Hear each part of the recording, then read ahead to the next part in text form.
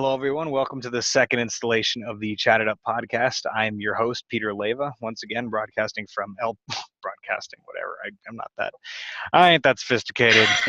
From El Paso, Texas, with Border Bros, and I'd like to introduce my current guest. Her DeviantArt name is Georgie D. Art. She does photography, painting, and various other traditional forms of art. So. How should I refer to you?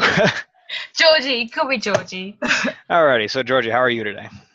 I am doing pretty well, thank you. Alrighty, or should I say, in my terms, you're tomorrow, 16 hours ahead of me. Yeah, I'm in the future. Yeah, all the way from Australia. Wow.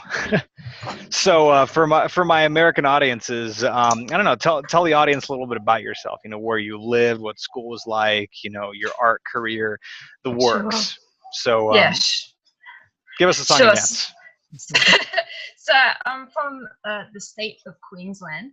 It's one of the biggest states in Australia, and our states are huge compared to yours. Yes. I've brought up on the coast. I wasn't really brought up anywhere near the city or anything like that, and I have had influence from the country because my family possessed a farm, so I'm sort of like in the between. That's sort of my upbringing. I went to a public school in what you call elementary, we call it primary here. But I went to two, yeah, we call it primary here. I went to a public school for that, but I went to two private schools. For high school, I went to an Anglican and then I went to Roman Catholic, and then I went straight to university because I was able to have a loan to defer fees, and I went and did. I studied visual art as my major, and then also did business management because I've just started a second degree postgraduate studies for secondary education. I need two teaching areas, so I've got business as well as art, but I do art mainly at the moment. I'm still living with family, so art's not as productive as it could be because I have limited space, but that's why I'm involved with a lot of photography and all that. I don't have a job, but I volunteer part-time at one of the local galleries here. I work on installs here. I'm very arts-minded at the moment and also education-minded. Well, from following your DeviantArt page, yes, I can say that you've got you've got quite the photographic eye. Yeah, I started photography when I was probably about 13, 14, and then I got a better camera. Not an amazing camera, but a better camera at the end of high school, and it's just been a hobby from there on. Mm-hmm. Wow. So you've also studied business and education. Yeah, so I didn't do a full business. I only did 6 courses in it, but mainly management courses, and I've just started my education once, which is postgraduate, and I'm freaking out about it. Yeah, it's kind of funny. Ever since I was introduced to the world of small business, I realized I wanted nothing to do with corporate America or white collar jobs. So my mom seems to think and seems to press on the idea of me doing some sort of postgraduate degree, and I'm like, I want to tell her no because I'm seeking self-employment, but that's not going to be an easy conversation to have. It's really interesting because you could end up being white collar just by doing blue collar jobs. Just by doing what? You can become white collar by doing blue collar jobs. I guess in a sense. In some ways. But I need for this. For what I'm going into, in order to be a registered teacher, I need a specific degree, and so I need the postgraduate for that. Yeah, to my knowledge, here stateside, I think you pretty much have to be a master's degree to be like a full-time teacher. Mm-hmm. I know it varies from school district to school district, but I know that you can be a substitute teacher without a degree, depending on where you are. But they'll like pay you more for having a degree and being a sub teacher. It's what I'm looking into as a day job to temporarily offset It's provide a temporary living while I build this professional YouTube career. So yeah, basically, when you learn how money works and how the American economy shifts, you want nothing to do with the traditional, go to college, work for 40 years, and try and hope to retire off of any of that. I mean, in America, that's just simply not the reality anymore.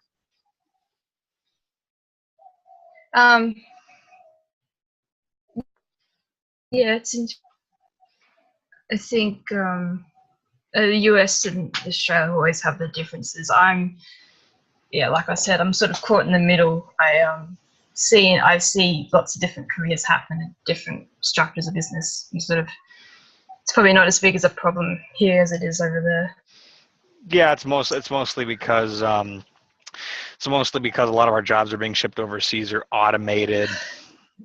See, we have an outsourcing issue here as well,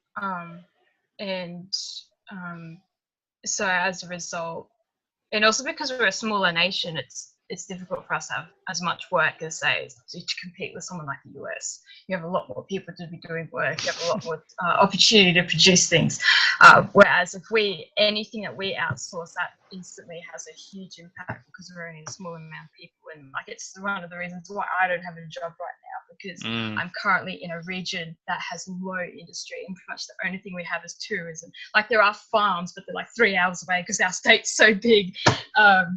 So it's difficult in that regard because, and every time you talk to someone over the phone, they're not with an Australian accent. You're sort of like, oh, that's a bit weird.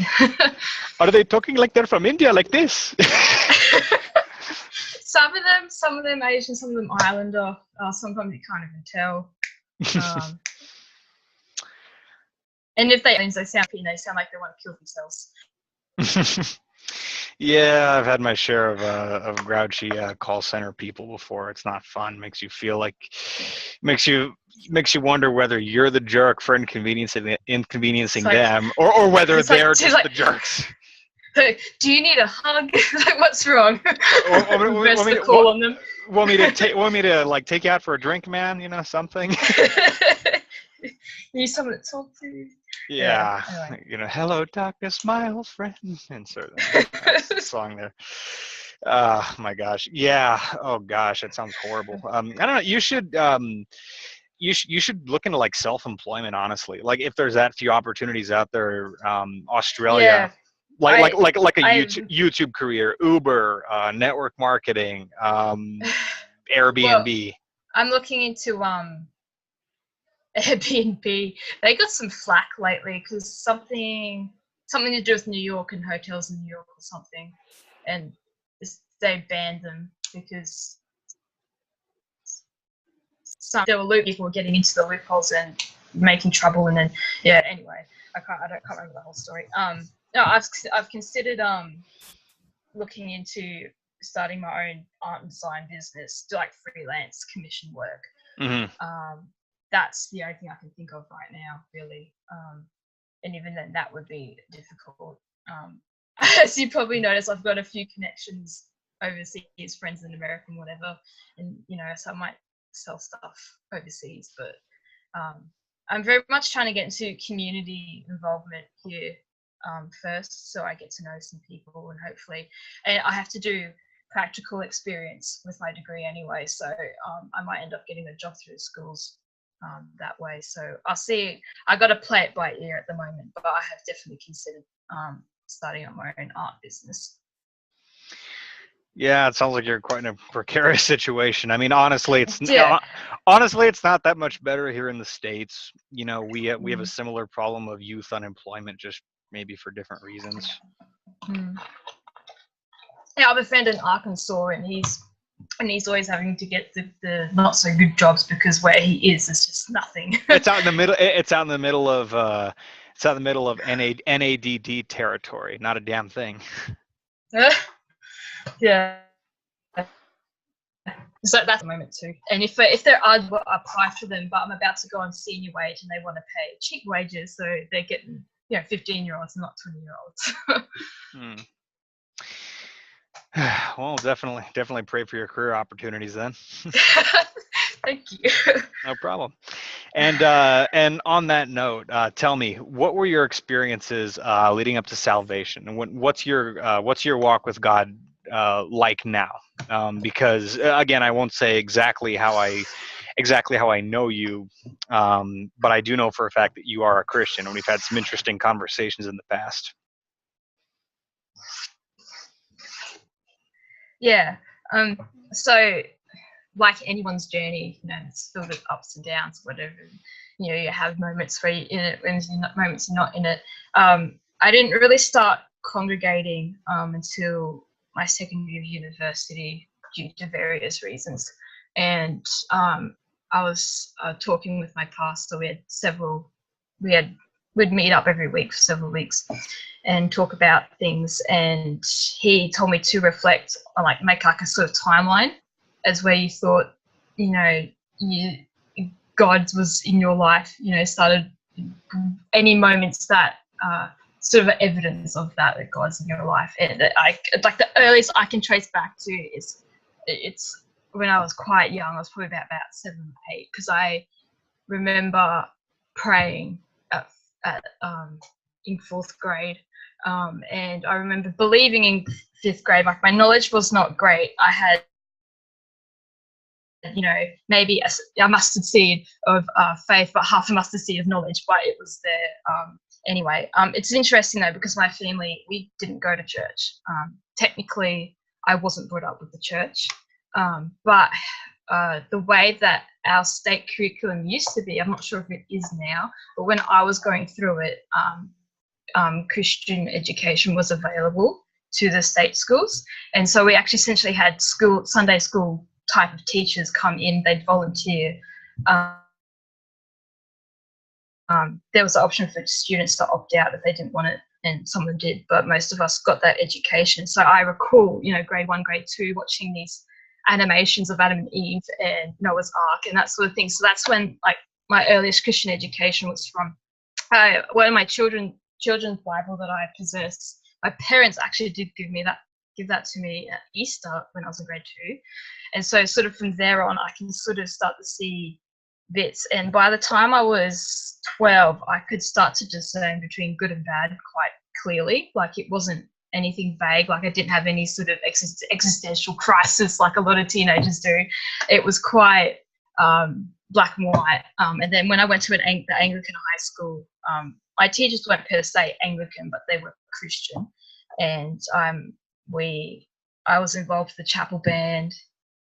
Are you on mute at the moment, or are you just not talking? No. I did mute myself because I'm just listening, honestly, and Okay. I have my microphone on high I don't know, gain or high levels, whatever. So I'm muting it just so you don't I don't get any sound pollution. It's a good. I just thought there might have been a connection problem there. Sorry. Yeah. Basically, you were saying not Anglican per se, but I guess sort of vaguely Australian Protestant. Yeah. Yeah. So Anglican is Church of England. I guess the American, the variation of that is Episcopalian. I think that's the closest. Episcopal. Well, I ever since that I was actually in middle school, and there was when I knew this classmate who was Episcopalian. There was a sort of crisis in the Episcopalian Church with the acceptance of gay clergy, and those that didn't capitulate ended up declaring themselves Anglo-Saxon churches. And I'm like, hey, why that denomination specifically? Yeah. So I mean, I'm no expert on all the Protestant denominations. I'm non-denominational myself. Yeah. Closest thing you can call me is Baptist. Yeah. I just know that Episcopalians have a lot of similarities to both the Catholics and the Anglicans, but I don't know anything else from there. So yeah. So Anglicans are just essentially the Church of England who were influenced by the other reformers and started their own thing, and so they do visually very, very Roman, but theologically a bit different. And it's similarly, probably at the same time as you guys had that drama, England and Australia too were discussing ordination of gays and things like that. And that's something that's practiced here in Australia. No, but I went to Anglican school. I had just general Christian teachers, and so we actually had chapel service every week.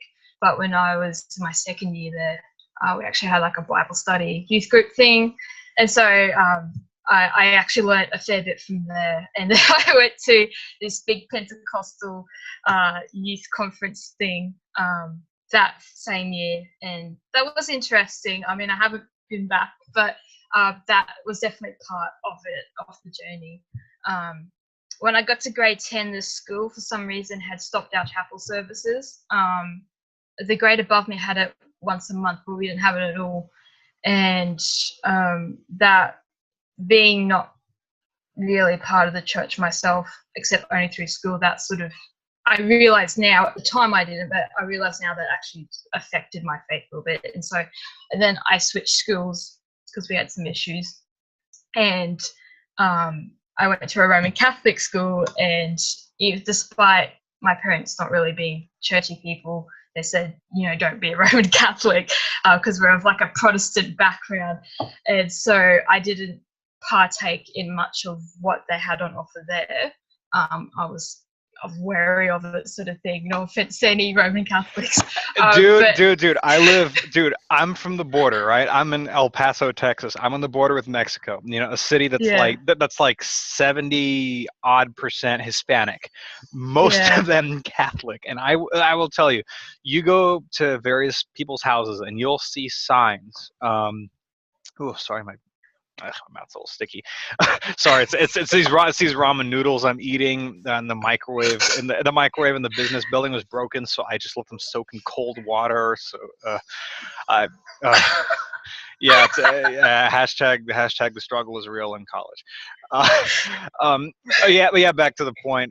You will see that especially Mexican Catholics are extremely tribal. You'll see signs on some of their houses, esta casa es católica. No aceptamos propaganda protestante.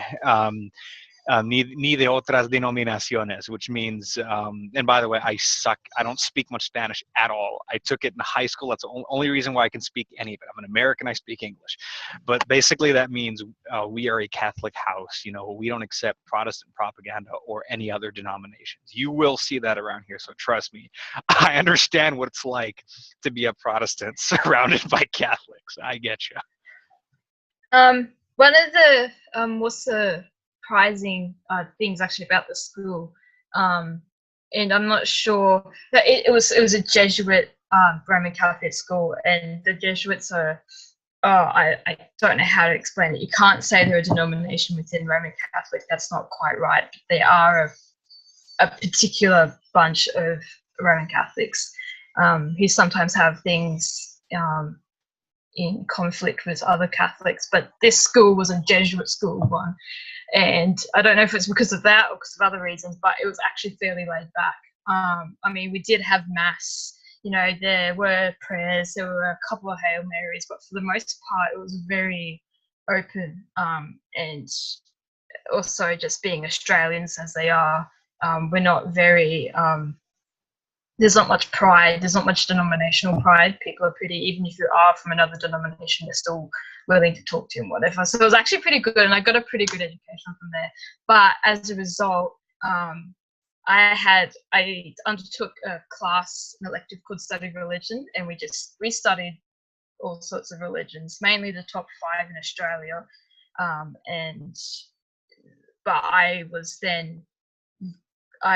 we had like a unit studying Buddhism, and so you end up seeing like all this sort of New Age Buddhism, Gnostic type of stuff. And because I didn't have really any fellowship at the time, I was kind of going down in the faith, and I got distracted. And for about a year or so, I didn't consider myself Christian. It was very, I wasn't New Age, I wasn't that far, but I was agnostic. Essentially, I was very disaffected. I didn't have any sort of guidance. Anyway, but I was still making friends online, talking to people. And a friend of mine we started talking, and I was like, oh, we hadn't talked in a while, and I said, oh, I'm not a Christian anymore. And they're like, what? And they didn't push me into anything, but it was just, I sort of came back to it just through open discussion with them. And they were answering my questions and sort of mentoring me. And so this is about halfway through grade 12. And even though I wasn't saying I was part of the church, having the Roman Catholics there in there, everything did help influence, like, even, yeah, their traditions actually did help influence me to bring me back to the faith. It was something I could always reflect on, is what I mean. And then talking to other friends, and then I get into university, and I'm praying and I'm asking and I'm trying to read the Bible again, and then I'm asking God to help me because I couldn't congregate at that point. And so I came across some, I guess they're non-denominational, the kind of apostolic folk, and I was doing Bible study with them, and then meeting a few other people, and then come the second year, and then that year I started really getting into theology. So I'm a huge theology nerd now, and on top of my studies in my spare time, I would just read about, and I had a friend who got confirmed into Lutheran church, and I was like, I don't really know much about Lutheran, so I just researched it. I started learning about Calvinism, and it was mainly sort of the whole Reformation thing. And then come the second year, I take myself off to a Lutheran church, and I started congregating with them. Last year, so I'm definitely a Christian. Sort of going back and forth between the sort of Calvinism versus Lutheranism, all the nerdy stuff, and I began to understand the different denominations more, and such and such. And that's where I am at the moment. I'm not congregating at the moment, but I have a lot of fellowship online. That's my journey, my faith journey so far. That was a bit of a long story, but no, it was an interesting one, and I have noticed that you participated in and promoted as well various Christian groups on DeviantArt. So I can tell that you're pretty involved in the online sphere, that is. Oh yeah. So, sorry, continue. Oh, that's fine. All right. So as an Australian conservative and a Christian, how would you describe your political views overall, given your life experiences? So I call myself a capitalist. So that's right-wing, libertarian. I have a few friends who are anarcho-capitalists. I'm still trying to figure out how I feel so you about so you, that. Whenever I hear anarcho, I'm like, no, I'm not an anarchist. You've got libertarian friends that are so libertarian that they're actual ANCAPs. That is hilarious. No, they just, well, I mean, because to my understanding, an anarchist is different to a capitalist. A capitalist has a little bit more, they're just that little bit higher, if that makes sense. Whereas, but a libertarian seems to be rather broad in the people they have. Like, they might have people they only believe in small tax. There might be some believe in no tax. Does that make sense? Well, yeah. Have you seen the political spectrum graph before? Yeah, the axis. Yeah. Yeah, the axis. It goes from the y-axis from top to bottom. Higher up you go is the more authoritarian you are. The further down you go is libertarian. Left is economic authoritarian, or communistic, and further right is complete free market. So anarcho-capitalists would be at the very bottom corner of quadrant 4. That's where anarcho-capitalists are. They're basically anarcho-capitalists are basically the most hardcore of libertarians. They believe that the government is completely illegitimate, and that the only way to ensure property rights, et cetera, is to live by the non-aggression principle in an anarchic society. Yeah. So In my opinion, right-wing libertarians are true libertarians. The lefty ones are just the guns, weed, and gay marriage the filthy degenerates.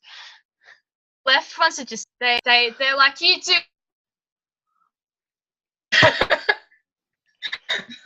Sorry, say that again. Your mic cut out. Oh, sorry. I was just saying that the left wing are just the hippie. They're just hippies. They can say, do whatever you want, man. But I'm not going to think about anything. Yeah, that's basically what the lefty libertarians are. They're the hippie ones. They're not authoritarian per se, but they're not exactly very principled people either.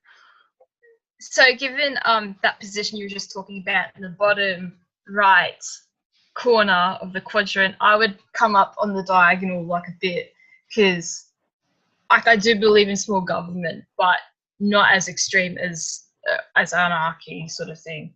Mm-hmm. And being a monarchist too, I'm gonna have, there's like a joint, there's like some restraints there. But I'm not central. I am on the right. I support like a small tax, but there's so many different types of tax and so many levels, and it's not going to get into that because there's just too much to discuss there. But yeah, especially you're not going to go exploding on the libertarian rant of how taxation is theft and how and how the government shouldn't be involved in building roads and school. I mean, don't get me wrong. I don't think education should be federalized. I agree with you on that one. Then going into education, it's sort of bugs me that I see so many in Australia politicians not talking about education. Like, and if there is education, it's things like SJW stuff. And I'm like, I don't want any of that near my education. There's nothing really. They don't talk about the different effects that a more nationalized versus a localized one. Like, you can have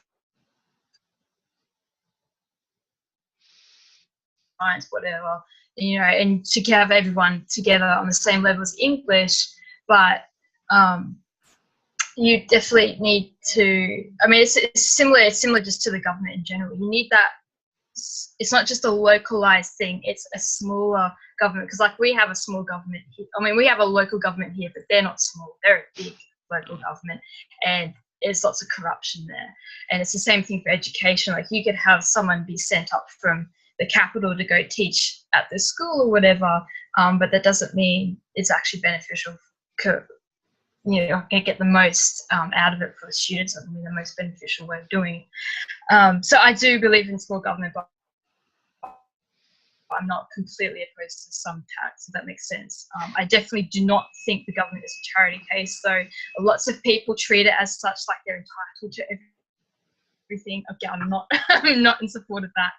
For example, but also I'm brought up in a time where I'm used to the government being there anyway for roads and hospitals and things like that. So, which are sustainable, but they just need better management. So maybe that just comes down to how the tax is used rather than how much is being given, maybe. Yeah, I think it's basically fair to say that you're. I could best characterize you kind of like how I'd characterize myself, which is a conservative with some libertarian leanings. Like, you're not that's why like you're not a big government. You're not a big government conservative, right? Like, you're not for like you're not for like a lot of foreign intervention. I mean, I know you're Australian, so you guys don't do a lot of foreign intervention. I don't imagine. But I don't know. I know I'm speaking from my American perspective here, but basically, is it safe to say that you're a smaller government conservative? You don't believe in the government having a hand in business or corporatism or foreign intervention? Is it basically? Basically, I guess you could say conservatarian. Conservatarian. Well, I mean, that's why I just went with capitalist, and then I went to go make that differentiation with an anarcho-capitalist, because it's capitalism is a broad thing, and then you've got some are more extreme than others. Mm-hmm. And I'm a moderate capitalist. We'll just say you're a conservative. Just a traditional small government, Yeah. I'm Western a basic conservative. Western Protestant work ethic, small government conservative. Quite. You just mentioned the Protestant work ethic. And you mentioned this to me earlier, and I actually have a question about it. I'm not sure what you mean by that. Protestant work ethic. Oh, okay. I'd have to go in a bit of historical context. So the Protestant Reformation, we all know it basically had three main breakaways. It had John Calvin, it had Martin Luther, it had King Henry VIII. Previously, the last big church split was the Great Schism. Now, the Great Schism was over, my centralized church government is better than your centralized church government. But what the Protestant Reformation did was, and this was fully realized by the American Revolution, it changed how Christians viewed the government, because traditionally, what did Christians always teach? Oh, pray for your leaders because they are ordained by God. Don't try to overthrow your government. Well, the thing is, the Great Schism wasn't good enough, because clearly people were still finding heretical things being taught by the Catholic Church. Martin Luther, John Calvin, and King Henry VIII. Although King Henry VIII is just because he didn't want to have to execute his wives, but the Pope wouldn't let him divorce. So his reasons kind of sucked. But I use Martin Luther as a good example. The Catholic Church was so rigid, and he found so many problems with traditional Catholic teaching, but couldn't teach them, and got in trouble for him. So he completely left the church altogether with his new followers, the Lutherans. And they inherently distrusted centralized church bodies. Now, eventually, this would materialize itself a couple hundred years later in the 1700s, as even the Church of England was becoming, what was still had leftover elements of the Catholic Church in it. That's what the Puritans tried to free themselves of, to purify themselves from the remnants of the Catholic Church, such as centralized church bureaucracy.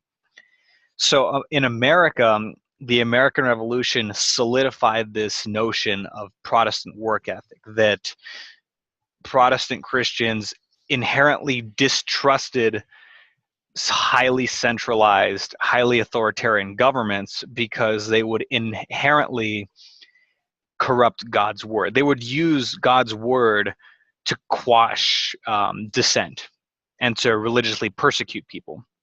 I mean, if you look at all of the first, at least all of the first English colonists to America, they were all there to escape religious persecution. Yeah. So when I say Protestant work ethic, I mean you don't rely on. Protestants are uniquely individualistic.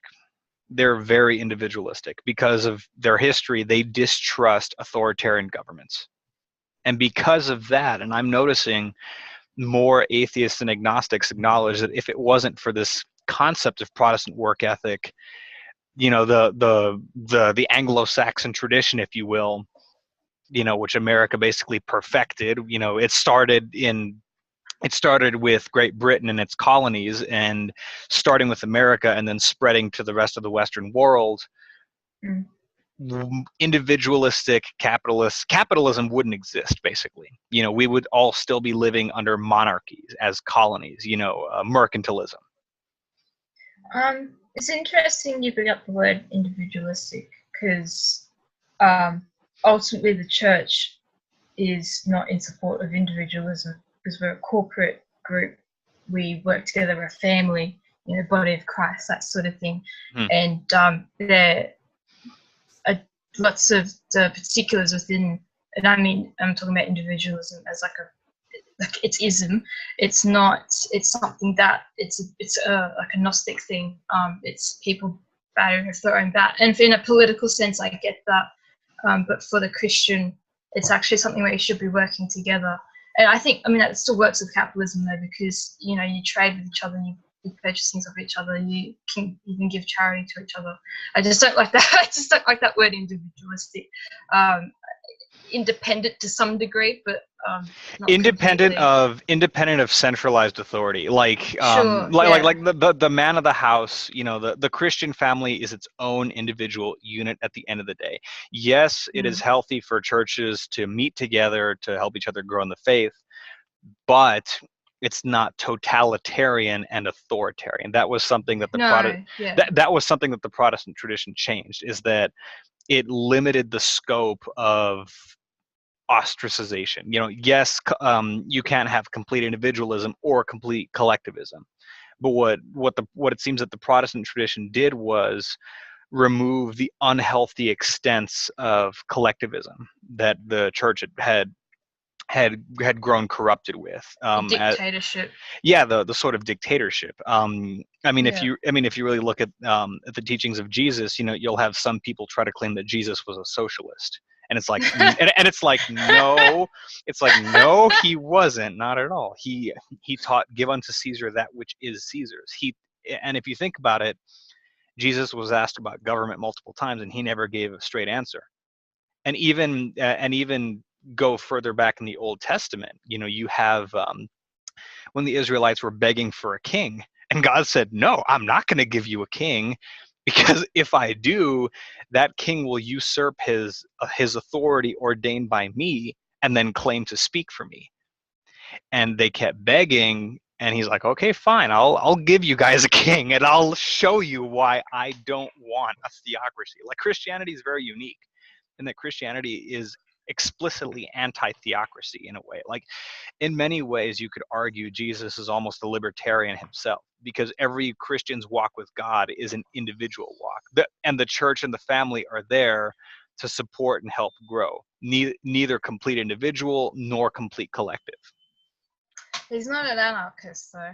No, clearly not. Because again, give unto Caesar that which is Caesar's, and unto God that which is God's. That you don't have to be wholly controlled by the collective, but being a total individual isn't right either.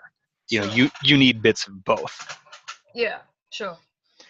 So that's what I meant by the whole Protestant work ethic thing. Sure.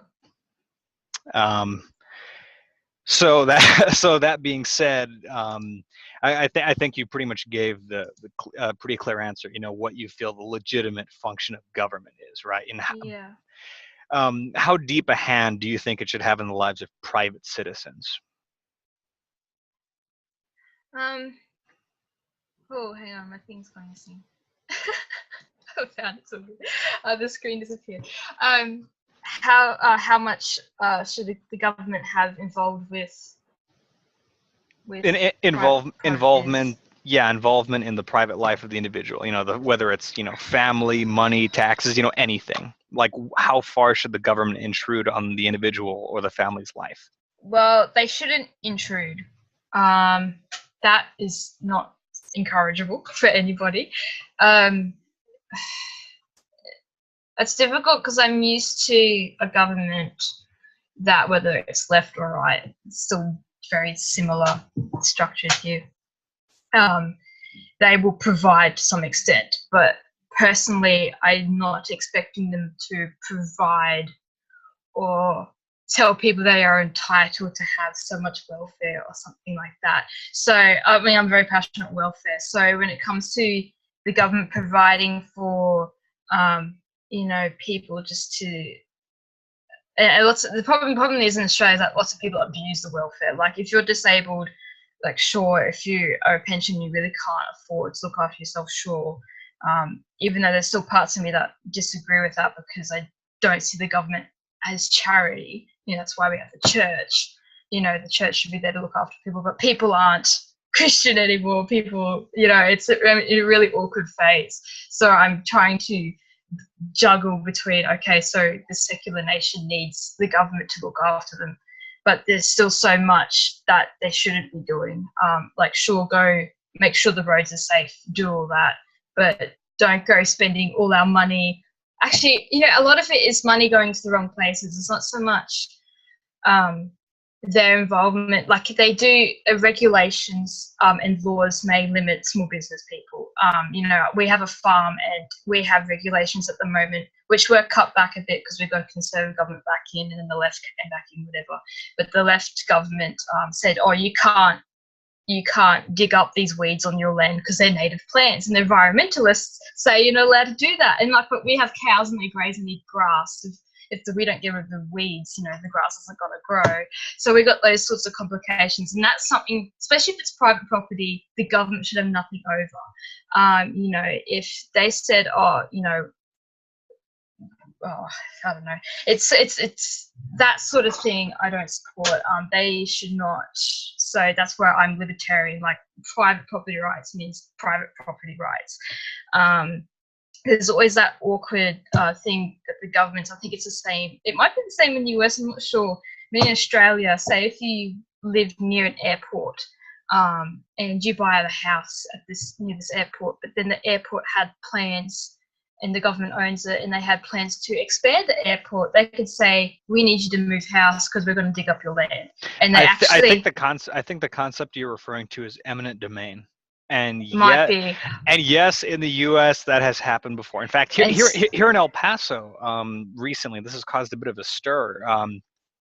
I think we're building a new sports rink or arena, something like that, like downtown. Try to kick up our sluggish economy, but they kicked a bunch of people out of their houses, and gave them they gave them apartments, but they gave them insufficient time to find new living, etc.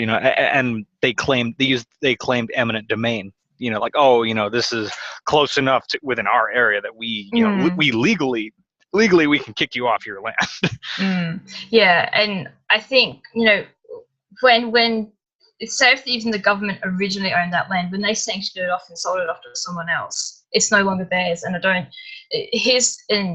it's a very relational thing that the government should be there to work for the people, for the community, but a lot of the times they don't. They do it for their own, monetary gains, and it's sort of that I don't support.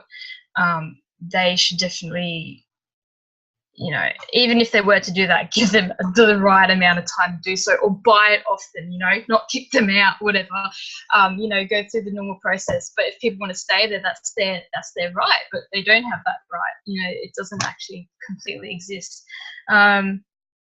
There's what I was mentioning before.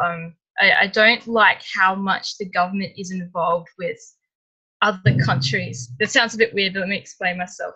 So Australia has a lot of money that goes towards Indonesia and China. Do I need to say any more? The biggest communist country, and then the biggest Islamic country, and they're both quite wealthy. We don't need to be donating. Did you know that actually Australian government paid $7 million to Planned Parenthood this year? Really? And apparently they've been giving money to your government for that health thing since about 2007. That's when we had to us, like the US. Yeah, for the women's health thing, mainly Planned Parenthood, that sort of thing. I had no idea, but it wasn't until Trump pulled out of those funds that our government stepped forward and said we'll continue to support that. And I'm like, I didn't even know we were doing that at all. And I'm like, why our money goes to places where they're not needed and or are irrelevant to us? I'm thinking, it's kind of like we've got the opposite going in. Like, we do have regulations that make it difficult for small business, and as a result, and all that. But we're outsourcing our money, we're outsourcing our jobs, and sometimes it's not the government's fault. Sometimes that's just big companies doing that. But it's sort of a doctrine that's poisoned. It's poisoned both the right and the left. I mean, with the right, you have what are referred to as neoconservatives. Sort of rose in like the 60s, 70s.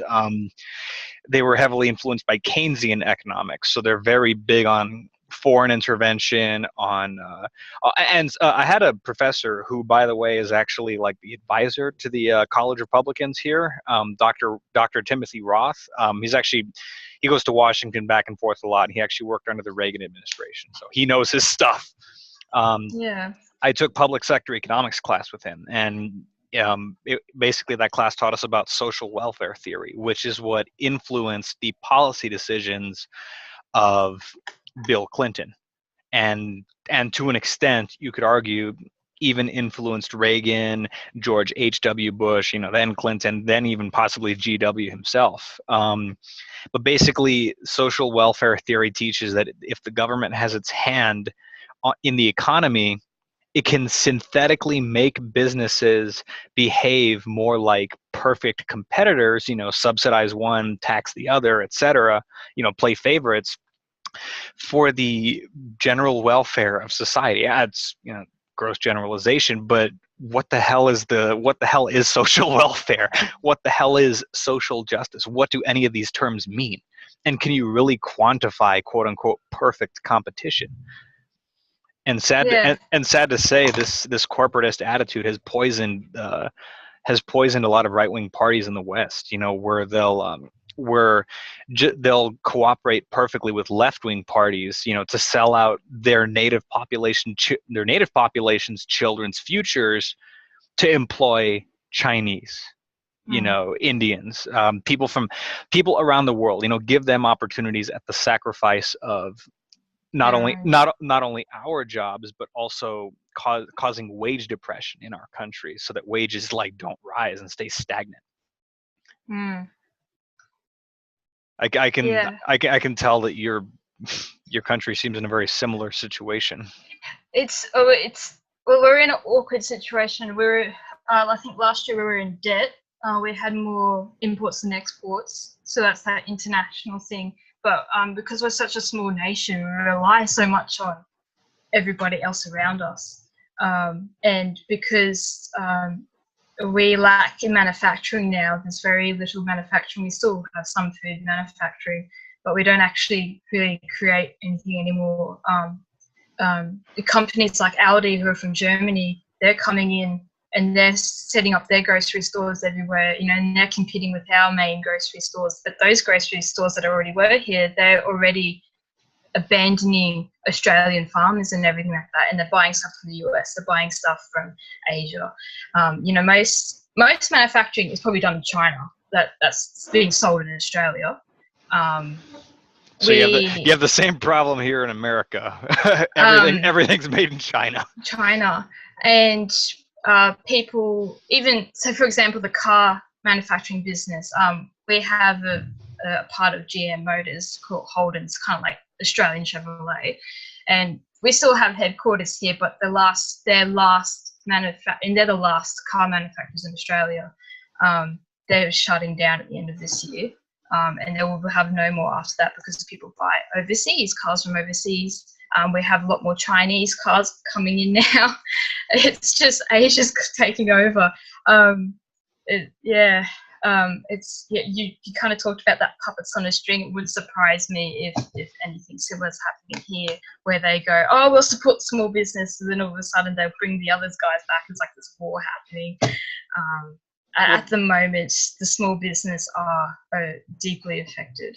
The worst part about this corporatism too is that it's funny. It seems as though the left and the right were both sort of half right about something. The left always blamed our economic problems. Oh, the 1%, those evil corporations. The right always blamed outsourcing and and overregulation, overtaxation. They blamed. It seemed like the left and the right always seemed to blame two different things, when in reality both were kind of half right.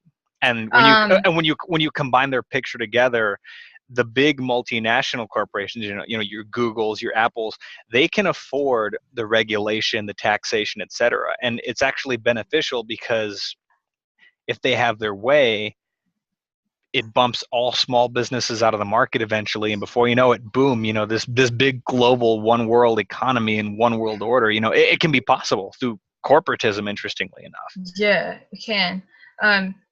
It's interesting you say that. When I was in high school, before I even understood a lot of politics stuff, when I was like grade 8 or 9, but I was studying business at school though, and so we're looking into the economy and everything like that.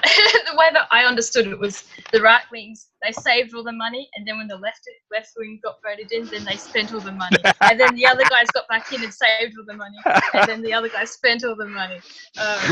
That's how my immature mind understood it. And to some extent, that kind of, and you're just talking about those half truths. It's sort of like how they were. They both had an idea of what needed to be done, but they just did it sort of in excessive amounts. I can't say that's the same for our mainstream Conservative Party now, because things are shifting.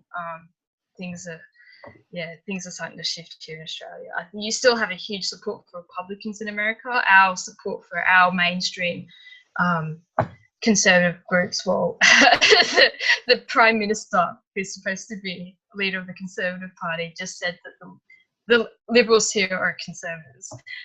He said that the Liberal Party was never a conservative party, so that's a recent media trend. We're all going, whoa! So we have loads of small little minority conservative parties, and two came together recently to make one party.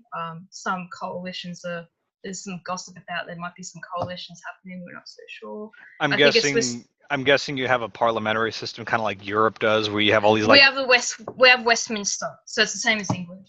Okay. So you have all these low percentages, and you have like a bunch of different parties, and they form coalitions and that kind of thing. Yeah. I always find that interesting. Like that America basically has two main parties that compete.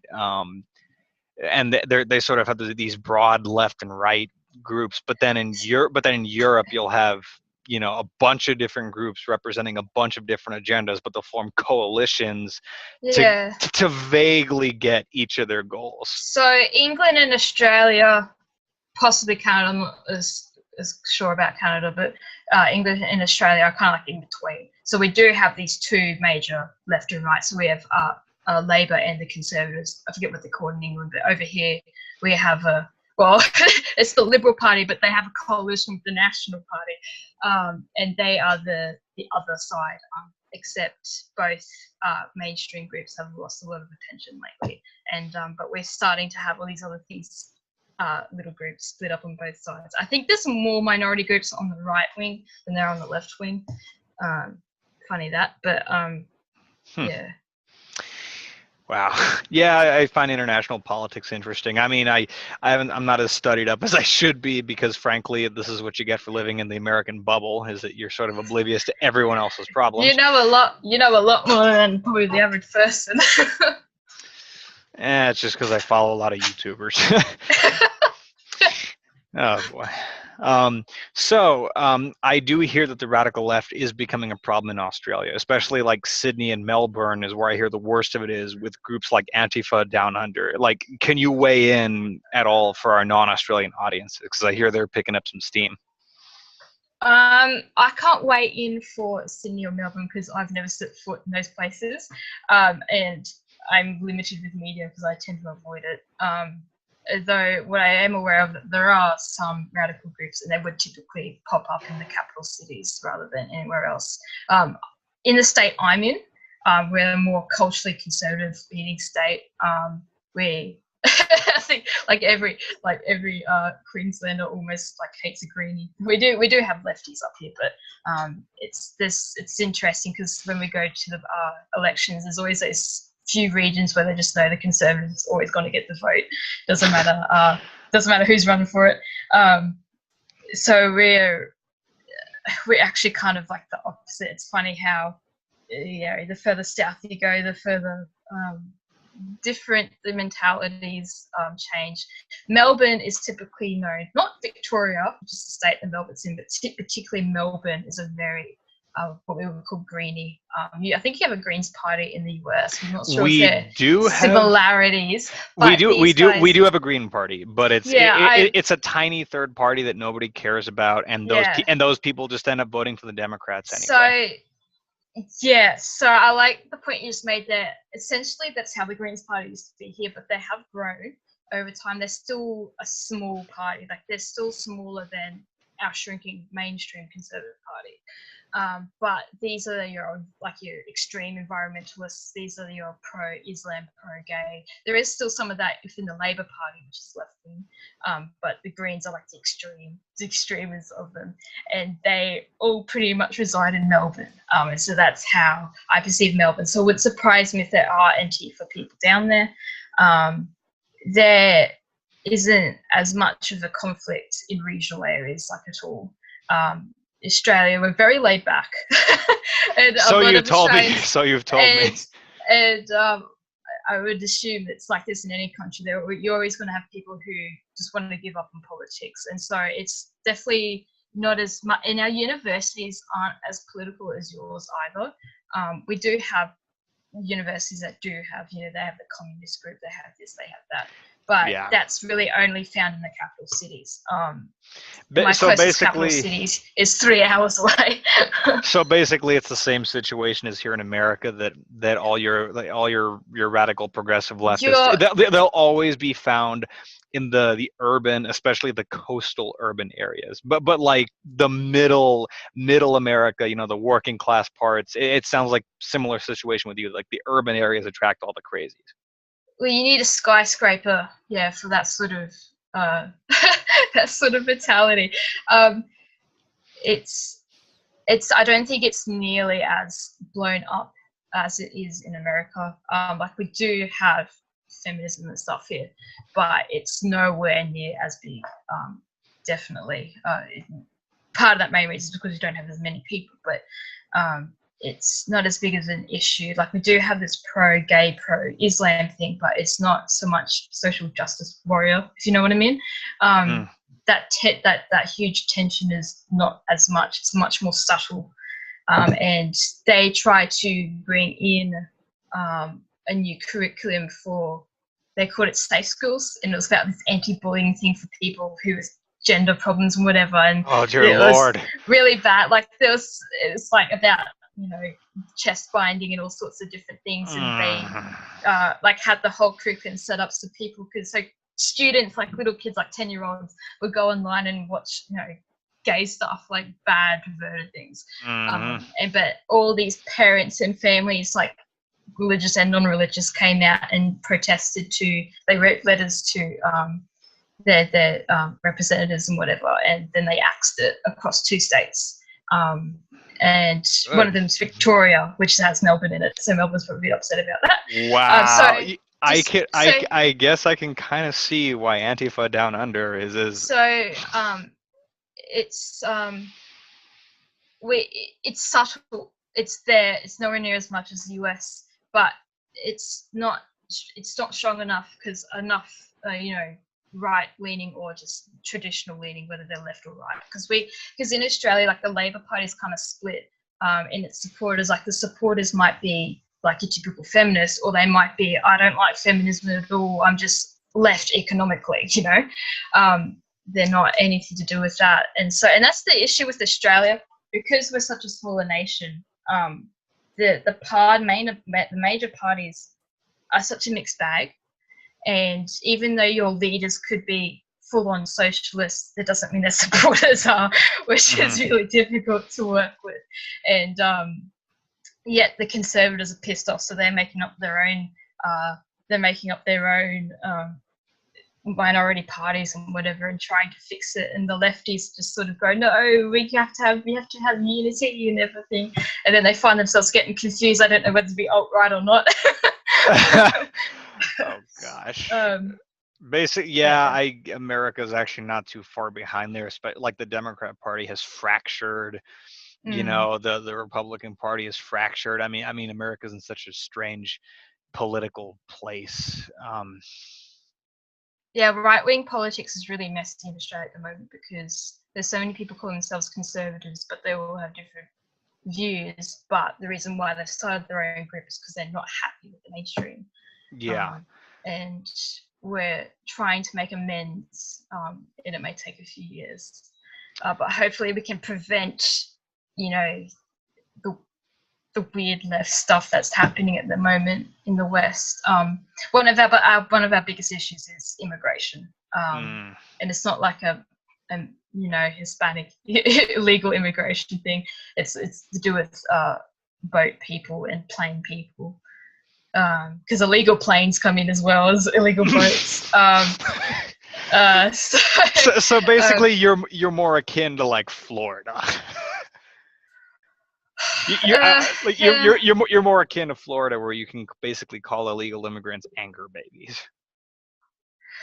I don't know, but that's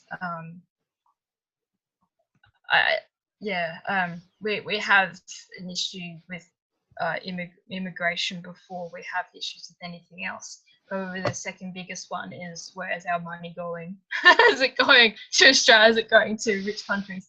And then the I can actually call the whole social justice thing a minority. It's still one of the bigger ones, but it's one of the smaller ones. Thankfully, that might change. Especially people are still trying to push the whole gay marriage thing. The government still doesn't know whether we should have a plebiscite or referendum on it. Everyone's trying to. Oh, it's so messy at the moment. Yeah, I never hear much news out of Australia. That's because you're the USA. Well, no, I follow YouTubers and YouTube channels that give me my share of international news, and there is for the Rebel Media, there is actually this one guy from Australia there, but I actually don't hear much from him, so I don't know. Yeah, I mean, we definitely aren't as over the top with our media in regards to politics as what the US is. Like when you had your elections, like we had more coverage over your elections than we had over our elections. Like your USA are like to be loud, and they're not gonna. And when you're loud, you can't really hear anyone else around you. And it was so much easier to follow your election than my own. Our campaigns go for 2 months and yours goes for 2 years. That's possibly one of the reasons why, because it's just so quiet to begin with. But because we're in so much turmoil at the moment, there's probably no clear message coming out of Australia right now. Everyone is trying to find a position, abandon something, prevent something, and I mean, it's true, we're awkward. I mean, you guys are awkward, but you've had your election and you're heading somewhere now, and things have changed drastically, so there's lots to hear about, but everything's just sort of, it goes here and then there, and that's Australia at the moment. That's probably why I don't hear much about it. If we fall into recession, you'll hear about it. Oh, okay, I get you. Generally, you guys just sort of keep to yourselves and have problems with figuring out what the hell's going on right now. Pretty much. Oh gosh. So on that note, what are your thoughts on Donald Trump? I'm curious. Yeah, I've written out some things here. I'm very curious because I don't get to talk to many foreigners about the God Emperor. So I don't, as far as I know, it's not American, so I'm doing my best here. As far as I know, I support mostly the Republican Party, I think. I kind of approached your own election like as if it was an Australian one with the Westminster system. Because over here, we don't vote for who leads the party. We only vote for the party. The party figure out who their leader is. And so when we do that, we have to consider, who might be elected into the House of Representatives, who might be in the Senate, who might be this, who might be that, who's going to be the advisors, whatever. And so I was looking at your Republican Party as a whole, and whilst I prefer Ted Cruz, I went, Ted Cruz is probably still going to get his seat. He will still have to work with Trump. You still have all these other Republicans that Trump has to work with. So whilst Trump is very boisterous and he can say some very immature things, he's going to have to work with people who are different from him. So that instantly was like, fine, I'm okay with that. But I think America needed, and it's something that Australia needs too, and lots of the conservatives in Australia are saying this as well, we need a figure like Trump, because he is so loud and he's so straightforward, and even if you can't agree with everything and you think he might be too immature for the job. He actually does have a lot of experience, and his network is a trustworthy network, and he's smart. Even if you don't think he's smart, he knows his business. Like I said, he's got a good network, and so that I put trust into. If that does that cover everything? No, I get you. I get you. I mean, obviously, you said so yourself. You're not as well versed in American politics, and I honestly don't expect you to be. No, I'm a proud Trump supporter. And again, on the border, you'd think that'd kind of be a crime. There's a lot of Trump supporters down here who have to be secret Hispanic Trump supporters because their families would totally disown them. But I loved the fact that he actually addressed the immigration problem, where so few presidents or even candidates in recent years have even dared to touch, and the economy and terrorism. Like even if again, yeah, he may be a little bit, a little bit crazy and unhinged. I'm not gonna lie. I was a Ted Cruz person too, but Trump was my second choice because for me, Cruz could be more focused, but he could still kick your ass in a debate. Like I've seen Ted Cruz debate. He's polite, he's classy, but he can show fire and anger and shoot you down and shoot your stupidity down if he has to. But and I won't lie, I was kind of worried at first when Trump made the nomination. But the more I saw that he was just saying what was on his mind, I'm like, you know what? American politics needs this. We need this whole damn system shaken up for once. Yeah, and that's what I think. I was so glad he won, because it was like this relief. You kind of go, finally, something's actually going to be done. And him versus Hillary. Sure, Trump is quite outspoken, and for good reason. But do you want someone who's honest, or you want someone who's deceptive? And how many people have come out now against Hillary who've worked close with her or Bill, and they say they're just crazy people. Like, they are. They're absolutely malicious, evil people. It's good that Trump is showing his true colors. Who are like, okay, I can put up with that. But you don't know what are the Clintons hiding. And so when it comes to that comparison, of course I would prefer Trump over that. In Australia, when we did have media coming from your elections and the campaigns and everything, we got a lot of Trump. We didn't get much Hillary. We got a lot of Trump. The majority of Trump was negative stuff, and it was the same thing over and over again. It was him insulting someone, doing this, doing that. All the good things he was saying, they weren't showing that to us. And so I have to deal with so many Australians here who only used to watching one channel of news and whatever, and they go, I hate Trump. I'm like, you've already heard this much from him. There's this much left. When we barely heard anything about Hillary Clinton. And again, like media likes to talk about negative things. And so really the only thing we heard from Clinton was the email thing when it first started, but we didn't hear anything following up from it. They want to follow up Trump on his tax scandal, whatever was going on, but they don't. There was nothing from the other side. And so over here, they're very trying much to get into people's minds that it's a very bad thing that just what happened to the US, even though they had about 3 channels televising the election and just showing him win. I watched that thing live. That was exciting. That was glorious. And then I was watching all the compilations of things on YouTube afterwards about all the TV presenters getting upset, and they're like, even if Trump wins the swing states, he won't win. And it's like, are you sure about that? Insert the video moments of him being like, wrong. You are fake news. Dude, I love his war against the media. I absolutely love it. They have deserved it for decades, and it has pissed me off that no presidential candidate has gone as whole hog as he has. Honestly, it has been beautiful. And especially they've been going full feral, full animal. They've been showing their true colors, especially with this whole CNN doxing situation. This shows that the media have isolated themselves in their own little bubbles, completely oblivious to the majority of America, They think that all of America thinks the same way that New York City and Los Angeles does, when none of us want a damn thing to do with them or their culture. They ignored our problems. 8 years of Obama, and America was worse off. And it's funny because middle America came out in droves to vote for him. They thought he was going to be the great hope of America. I mean, I was smart enough not to believe that.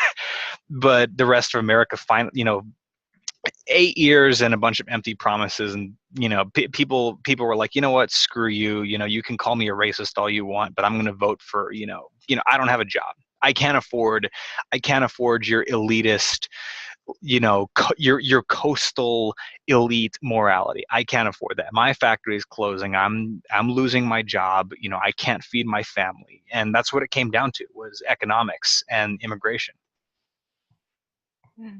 So. Yeah, I mean, I can criticize him on a couple of things so far, but honestly, I like a majority of what he's done. Yeah, and he's followed through like almost instantly, like all those things he signed, within days of office, and he got rid of it all, and people were like, he's doing it. I'm like, well, that's what he said he was going to do. Yes, the media reported the president is doing exactly what he said he'd do. When's the last time any media outlet ever reported that about a politician? When's the last time a news network or any news media said current politician doing exactly what said? Have you seen that recent? You just mentioned CNN before. Have you seen that recent Pray for CNN video where he's talking with Trump? Which one? It's just Google Pray for CNN, and there's a Trump and Putin in front of the press, and then Putin leads over to Trump and he goes, are these the guys who've been telling lies about you? They're doing the fake news. And then Trump goes, yeah, these are the ones. And then Putin starts laughing his head off, and then they put it in the back and they're playing scary music like he's about to wreak havoc onto CNN. It's so good. It's so funny. You'll find it on YouTube. Oh, I'm sure it will. That's it, because they recently had the world leaders meeting in Europe, and it's from one of the things there. The G20. Yeah. Oh, and this whole Russia thing is so stupid. There was never any proof for it. They're pushing it because they know that they've been blown out of the water. I'm not kidding. This entire election cycle, they lost the House. I'm sorry. Okay, with the past few years, they've lost the House, they've lost the Senate, they've lost governorships, they've lost mayorships, they've lost the presidency now, and now they're beginning to lose the Supreme Court. The Democrat Party has been blown out of the water, and they are desperate to find any dirt they can.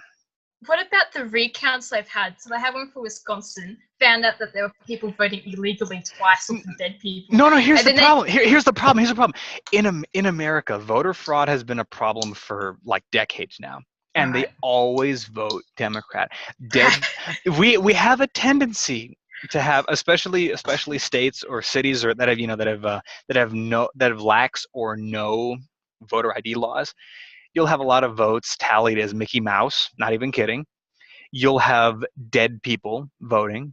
You'll have people voting twice. You'll have people with fake names and fake social security numbers voting. You'll have foreigners voting. And especially the Project Veritas videos, where they actually got DNC members to admit that they bust people around to vote multiple times. It's funny. In some of these recounts, I mean, there's some states that didn't get recounted. I would have loved to have seen the result. But the whole, she won the popular vote. First of all, I don't believe that, because I'd love to see how many millions, because don't forget, it was a very narrow margin, only 3 million more to Hillary's credit. Sure. But imagine if you cast got less than that.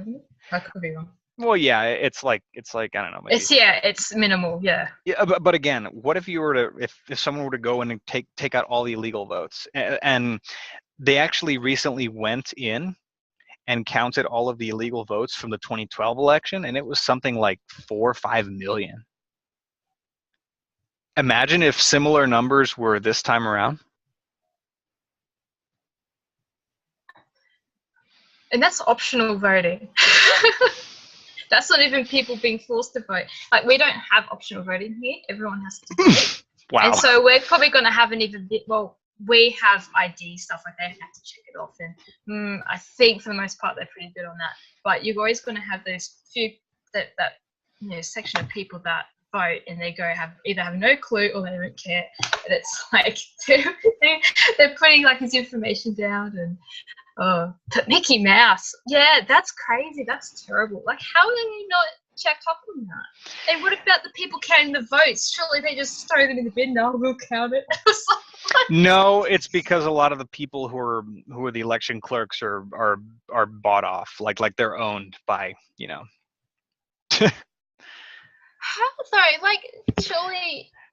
It's amazing. It's amazing how political corruption works, isn't it? It infects the most innocuous and even the most sacred of places. I was talking about the Australian response to the election and everything like that, and some of my co-workers were like pissed off because they're like, you didn't even win the popular vote. We have a constitutional voting system here too. Where you have, is it constitutional? Is that the right word? No. What am I thinking of? Mandatory. No, I think, is it constitutional? Yeah, where you vote like per region sort of thing, and then it's like the majority. It's like House representatives. If you've got so many things, you get the seat. Right, and that's how Trump won. So it was called constitutional. I'm getting words mixed up here. Well, the even if, and that's what I mean, is that even if she had technically won by some miracle, the problem is that popular vote is not a good metric to go by. There's a reason why why there are no pure democracies in the world. We are a republic, because the founding fathers knew for a fact, and they were looking to Europe, seeing that constitutional. Sorry, I was thinking electoral for some reason. We have electoral. Yeah. There's a reason why the electoral college is in place, because don't know why I was thinking constitution. Anyway. Yeah, there's an expression referred to as tyranny of the majority, and what that basically means is that by logic, most people are going to be in urban centers, cities, major cities. Right. Yeah. And they'll be thumbing their noses, as the urbanite snobs that they are, at the far less populated rural, agricultural, and industrial areas.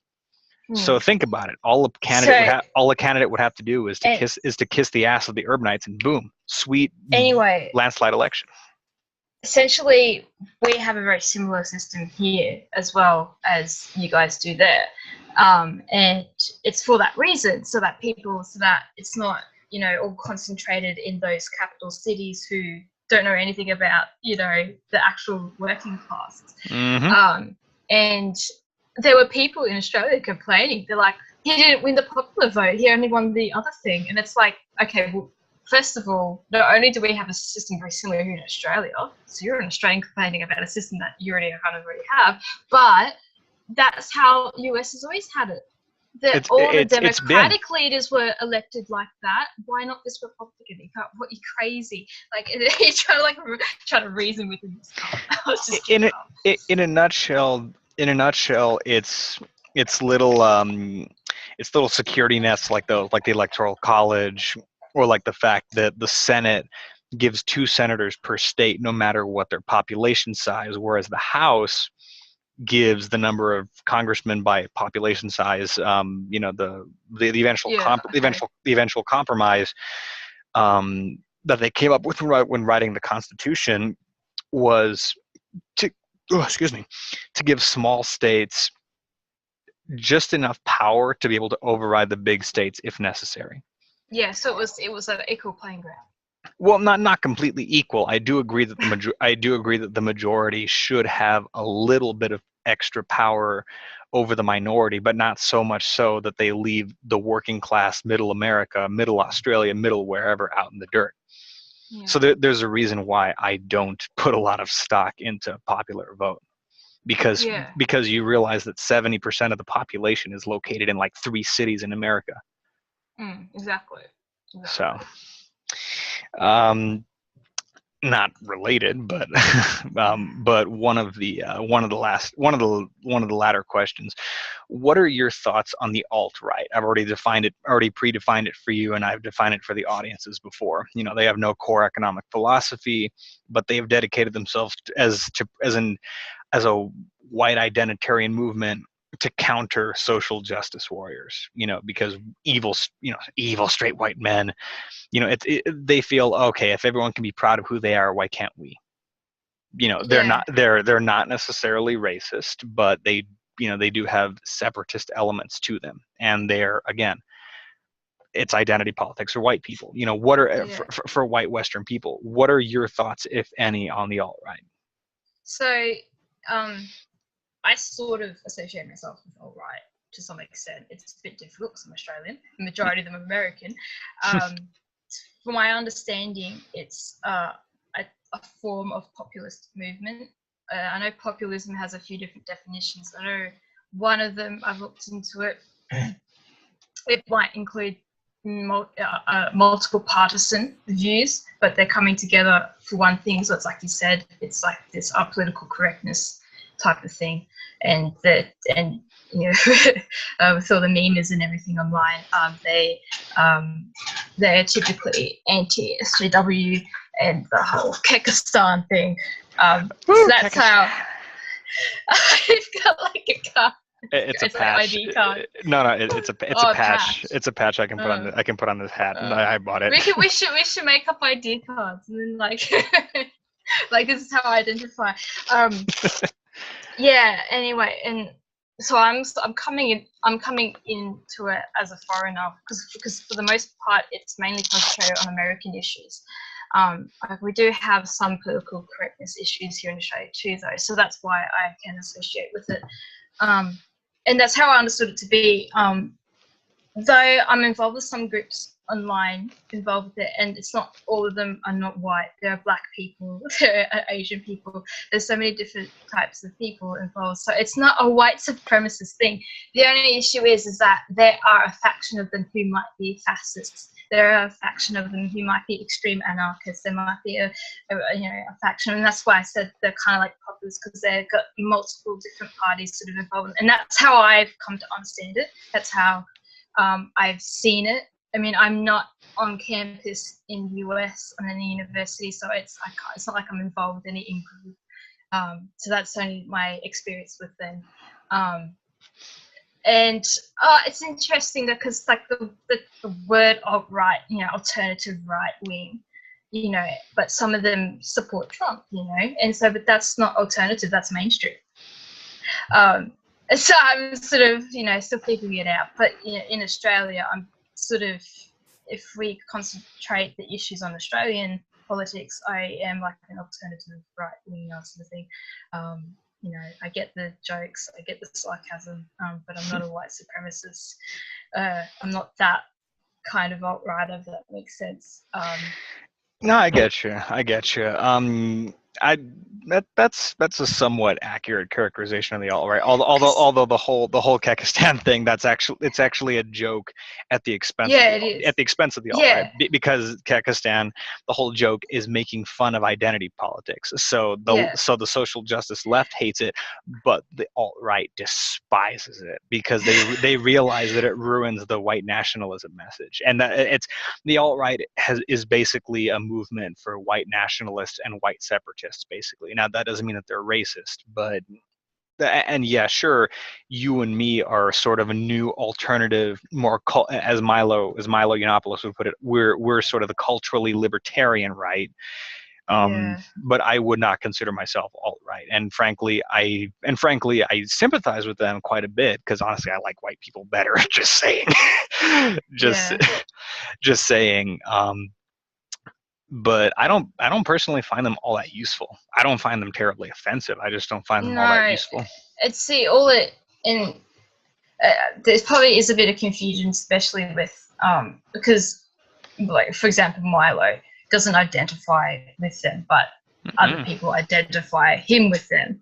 So there's a confusion as to like, and I have a slightly different perspective from you because I'm from a different part of the world. And but as I said before, I appreciate the sort of sarcasm that comes out of the sort of Kekistani thing, and that is present among some alt-righters. Some of them don't care about it, some of them do. It's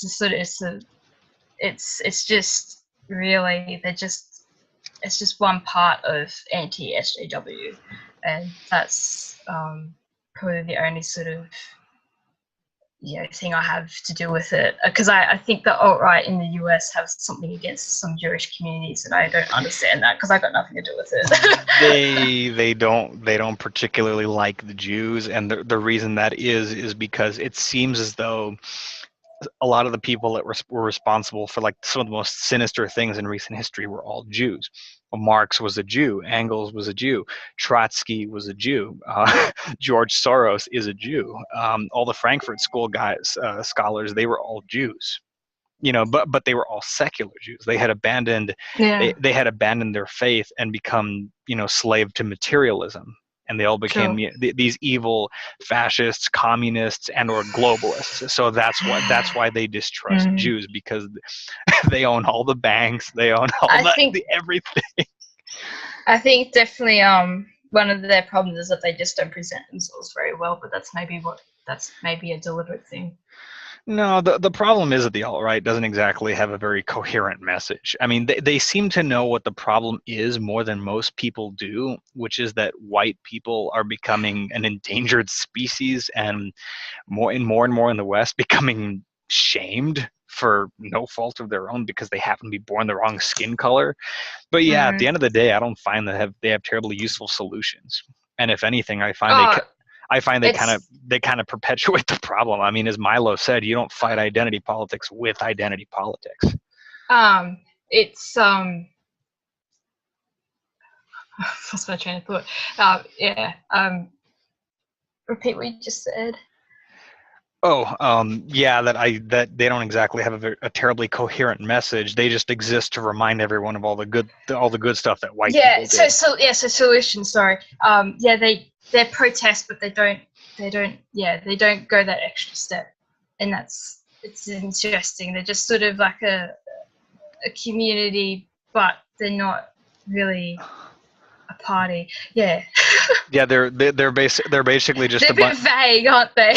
They're very specific and yet very vague, because they have specific doctrines that they hold in common, such as race realism and white nationalism. They unite on like some things, and that's where other people can sort of back them with that. But there's nothing really. Like they would never produce a party out of it, and if they did, it would just flop over. Oh yeah, because there's no way to make racial separatism palatable to most people. There's no way to make race realism palatable to people, And so I think, and that's a big part, because my faith influences my choice in politics, and there is a lot of aggression and segregation that sort of comes from them, and they might have some good reasons, but it's not good enough, Exactly. So that being said, to tie up all the political stuff, what do you think the ultimate fate of the West is right now, where we stand? With mass Arab Muslim migration, the economic cultural destruction in Western Europe, the increasing of political violence in America, Europe, and maybe to an extent Australia. Do you think there's any way the West can save itself from the position it's in? Or do you think maybe you and me might see the rapture in our own lifetimes? It's interesting debate. Would consider Europe and all the issues Germany has now. Oh gosh. The issues France has had for a while, and they're probably France got a little bit better, and it's probably gonna get sick again. And then this is the whole Poland versus the rest of Europe. Dude, I hope Poland comes out on top, man. I loved Trump's speech there. Currently, I'm still yet to look into that. But if we was to look at Europe, we're terrified, right? If our small conservative power receives more power before the next election in Australia, and we're allies with the US, I think there could be a great string of prevention there.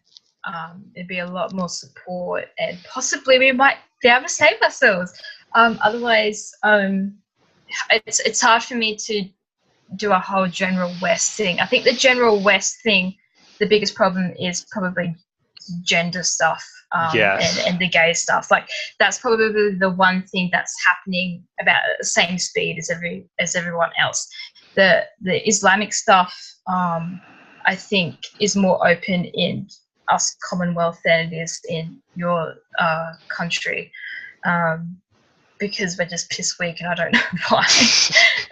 Whereas there's a bit of a stronger force. It could be more in the US, but percentage-wise, you seem to be more careful about it, and especially because you've been involved in so much war and terror attacks and everything.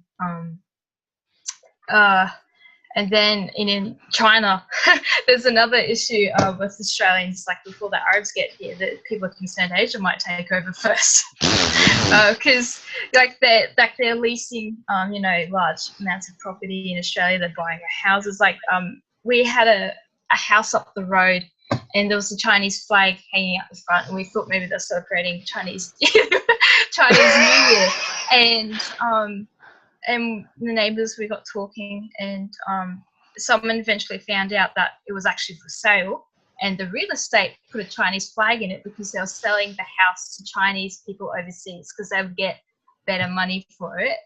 And so there's I have an issue with Asian people, but if it's like a communist Asian thing, I'm not looking forward to it. No, thank you. there are some towns in Australia where it's completely Chinese people. It's really, you have English signs, but you also have full-on Chinese signs. My brother does surveying, and he travels to do surveying. They have Chinatowns in Australia? Yeah, full on. And there's also full-on Indian towns. So I would say that Asians that are already living here are a threat. It's more the new ones with lots of money and everything like that. To sort of further the corporatist and globalist agenda. Yeah, it's very globalist.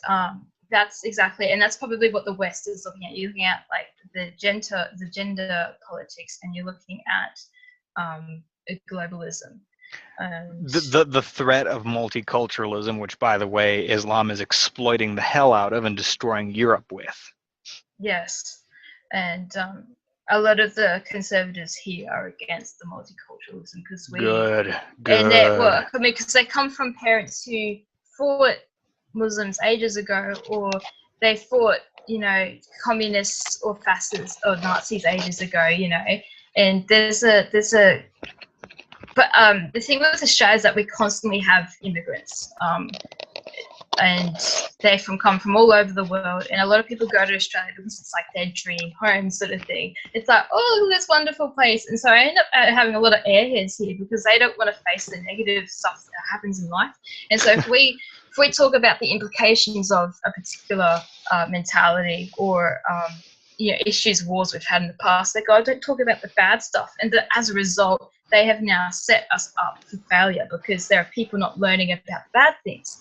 Like, I know lots about all this bad stuff because my mum had a father who was at war and he saw all the bad things. They knew about all the bad stuff and they prevented it. But look at Europe, Poland, they kept telling the generations about all the bad stuff, so they're not getting affected, but everyone else went blasé about it, And you've got to talk about these things. And so I think, and that's where education comes into it, doesn't it? Because a lot of education now is actually not dependent on parents. I mean, there's still lots of parents that educate their kids, and rightfully they should. Oh, dude, especially, a lot of them just rely on the schools to give them, but then if you have schools that can't, I mean, school can only teach you so much anyway. If they are only covering, so many things, or if they have people who don't want to talk about the bad stuff, they aren't going to learn. And all of a sudden they're open, they're accepting, they're tolerant, they're inclusive, and all of a sudden they wonder why they're getting shot in the head at an Aaaaand concert. Yeah, exactly. It's man, the West needs to uncuck itself, seriously. I think America's salvageable, at least mostly. Europe is country by country basis. I mean, it seems like the Germans don't know how to not oppress people. Just saying. I don't know. I think with a lot of countries, I mean, it comes down to who they vote for. You know, like in Australia, like you might have a leader who's, you know, says he's conservative, but then he says he's not conservative, and you go, but conservatives voted for you. You know, there's always that problem you have with countries where you might have a leader, but the country is not the same as the leader. And so, you know, unfortunately, all these people in Hamburg or wherever suffering all these attacks and whatever, but they did not ask for it. You know, there are brains there, but it's their government setting them up for failure. Well, let's hope this new wave of populism sweeping Europe is enough to save it. I think America's salvageable, but I don't know, man. It seems like anything that's not Eastern Europe, with the exception of the UK. I mean, the UK seems to be doing better, but anything that's not the UK, anything that's not the UK. There's a whole part within London that's for Muslims only, and like if you walk through the town, you'll get attacked. Oh no, I know it's terrible. I'm just saying that I think the UK can save itself. I don't know if it will. Yeah, especially since with removing themselves from the union. Yes, it is good on them if they did that. Well, now to smoothen things out. I don't know. Let's talk briefly non-political stuff. I don't know. What are your favorite movies, music, shows? You know, YouTube stuff and whatnot. I'm addicted to British comedy, but not the cheap stuff. I like good witty comedy, whether it's like Blackadder or IT Crowd. Or I like watching there's a few panel shows out of Britain where they have comedians come on and they discuss a lot of things. There's one called Mock the Week, and it's mainly about politics. It's pretty good. Like they have left and right people on there, but it's just all with good humor. But I love that there's they're not produced by the BBC, because the BBC likes to you know put the reins on it. They're produced from other companies, but or they're partially BBC, but also something else. I don't know, whatever. But they're good. Like they're offensive humor. It's really good. I haven't watched any lately because I've been doing other stuff.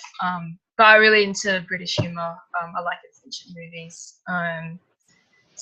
Favorite movies. I like Pirates of the Caribbean. I like the Lego movies. So I have like that side of me, but also like things like Tropic Thunder and Death at a Funeral.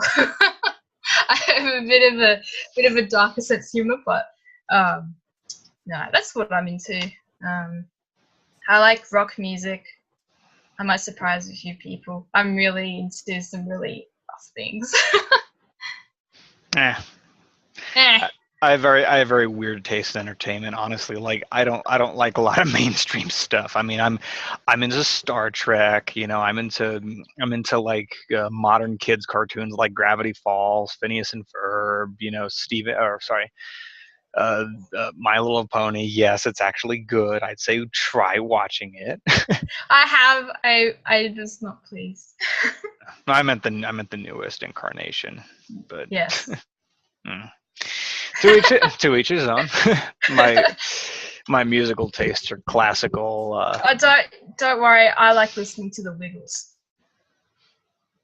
I remember when I used to I'm into kids' education, and so there's bits of it that I actually find quite entertaining. It's like I actually quite like the music element of the Wiggles music. Like it's good music, but then I'm also like, you can do this with like a group of kids sort of thing. And that's sort of how it entertains me like that. I used to be a big fan of the show, dude. I liked that show all the way until like the early years of high school. Nah. Yeah. I'm very much into a lot of rock music. I'm not really against mainstream. I don't care if it's mainstream as long as it sounds good. But everyone has their own tastes and whatever. Yeah, my tastes are all over the place. You sound like a standard geek. Yeah, pretty much. I listen to music without words, so it always has to be classical. It always has to be video games. It always has to be orchestral. What about electronic music? Like what? Electronic music. I have a few techno songs that like my dad gave me, but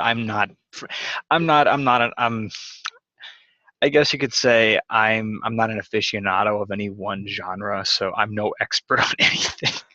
I just have very oddly specific tastes. I mean, I have a handful of rock songs, a handful of a few country songs, a few pop songs, a few oldies like 40s. It's all over the place. Jolene, Jolene, Jolene, Jolene. I don't know. Do you drink? Do you have any favorite drinks? If so, I didn't drink. I like a good citrus cocktail. Other than that, I like cranberry juice.